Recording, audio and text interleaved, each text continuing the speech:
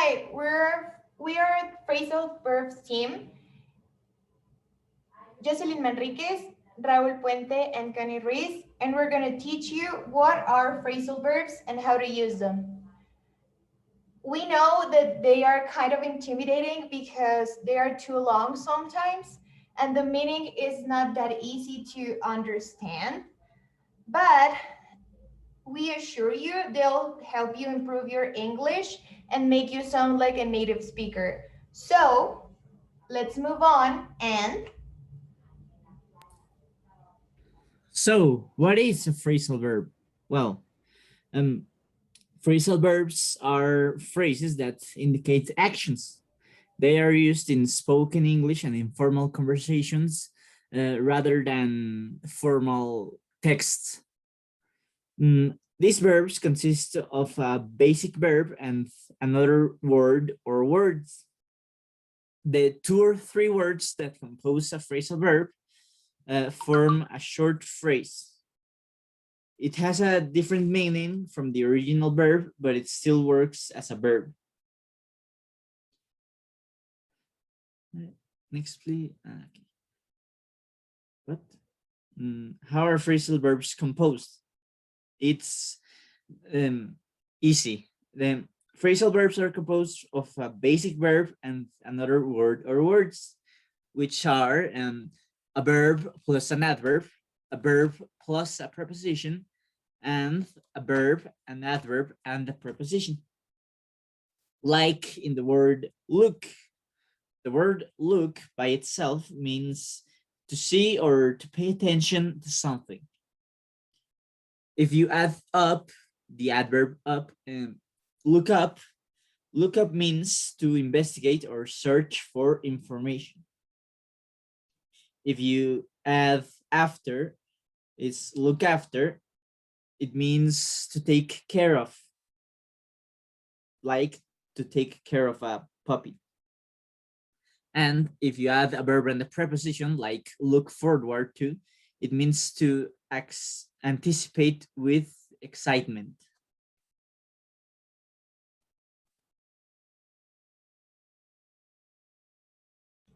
we're going to learn about the verb plus adverb phrasal verbs, which can be transitive verbs, as in the phrasal verb put off. We have the example right here. We will have to put off the meaning. The transitive verbs need a direct object. It is colored here in the presentation. The orange words are the object, and the phrasal verb is put off, which it's a transitive verb. And on the other hand, we have intransitive verbs, which no need direct object. For example, breakdown. He was late because his car broke down. It doesn't need a direct object, and verb, the intransitive verb is broke. So, separable phrasal verbs. When this type of phrasal verb has a direct which means it's a transitive verb, we can usually separate the two parts. Turn is a transitive verb, and down is the adverb. And turn down is the phrasal verb, which is separable. They turned down my offer, or they turned my offer down. Both are correct. But if the object is a personal pronoun, we always put the pronoun before the adverb. As we can see here in the example, we have the verb, the pronoun, and the adverb. I've made some copies. Would you like me to hand them out? Or lift pronoun up. Here is a verb, here is the adverb. Oh, I can't lift you up anymore. You're too big now. Finally, we usually put longer objects after the adverb. Many couples do not want to take on the responsibility of bringing up a large family of 3 or 4 children. Many dictionaries tell you when a phrasal verb is separable. For example, look something up. It's a good idea to write something or somebody as appropriate in your vocabulary. You should take notes when you learn a new phrasal verb. Maybe try to use them in your notes and create a couple examples. It will help you to memorize them because we know they are kind of a lot. So maybe you need to write them and practice them through your daily life, through your daily conversations, and keep that work keep that work up so you can learn them and it feels natural use them. Of course, we can use some phrasal verbs without an object or intransitive verbs plus an adverb. For example, breakdown. The taxi broke down on the way to the airport and I thought I nearly missed my flight. Set off. We will better set off before the rush hour traffic starts. And finally, what time did you wake up this morning? Pro tip. A good learner's dictionary will tell you if the phrasal verb needs an object or can be used without one. So get yourself a really good learner dictionary because it will help you to study and it's an investment. So do it for yourself. Okay, so let's get to the meaning of phrasal verbs.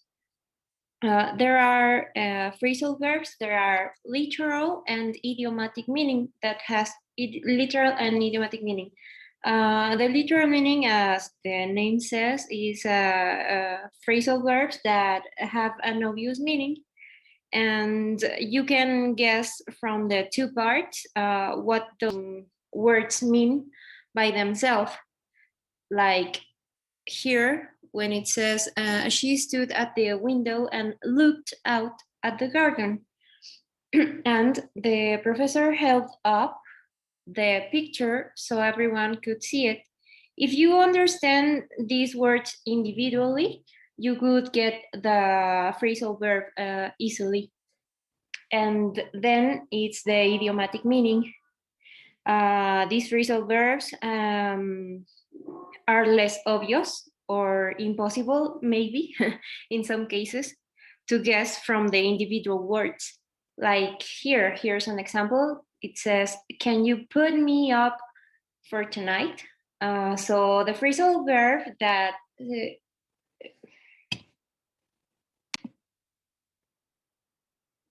okay, so there are also idiomatic phrasal verbs. Phrasal verbs with idiomatic meaning are less obvious or maybe impossible to guess in some cases from the individual words, but you might be able to guess from the context. In some cases, it's not the case, but you will get it for in the next examples. Here it says, can you put me up for tonight? So the phrasal verb put up does not mean build up as putting a fence up. It has a figurative meaning that means that that you let someone stay in your house. So that's what put up means. Next one, please. So let me show you some examples. Here says, my boyfriend and I broke up before I moved to USA. The phrasal verb broke up means to end a relationship. Next, please. Okay. It says, if everyone chips in, we can get the kitchen painted by noon. Chips in this case, it's to help. And the next one is take somebody or something somewhere and leave them. leave it there. The phrasal verb, it's I have to drop my sister off at work before I come over. So that means drop off.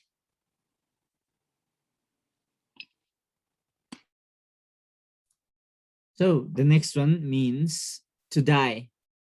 For example, her uncle passed away last night.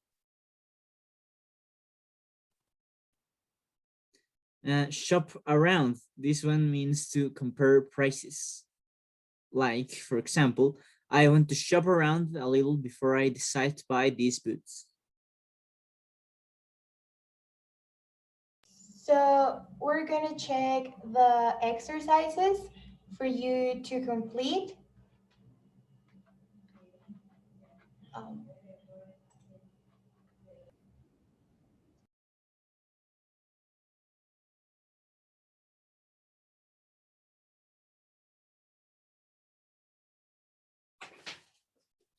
Well, now we are going to see the exercises I have prepared for you.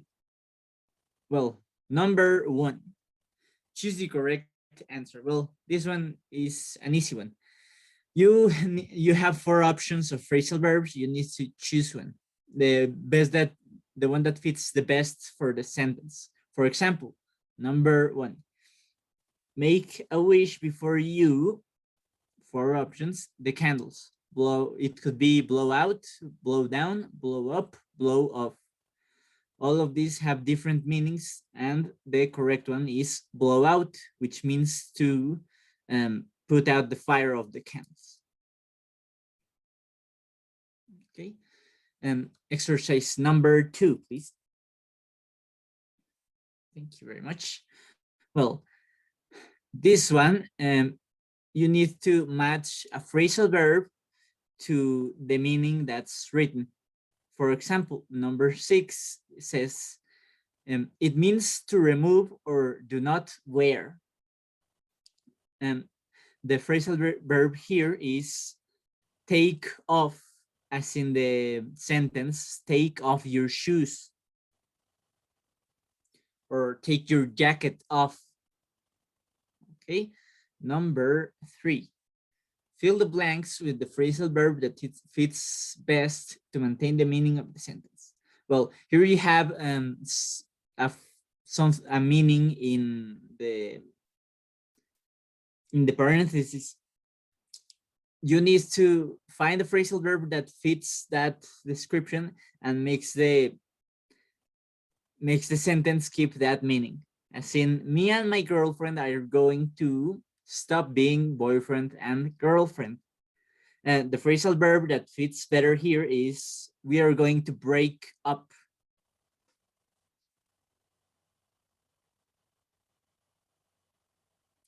Well, you will find this exercise in the description below, or you can find them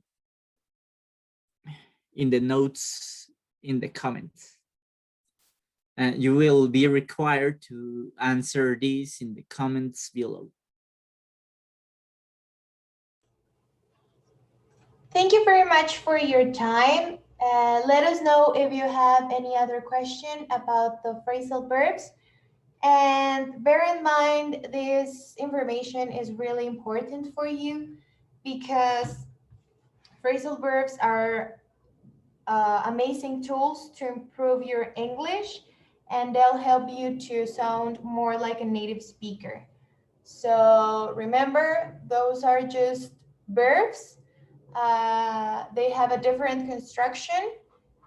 Um, we have uh, we have a verb plus an adverb, or a verb plus a preposition, or an adverb and a preposition. Keep the good job up and try to employ them to your daily grammar. Thank you very much for your time and your attention.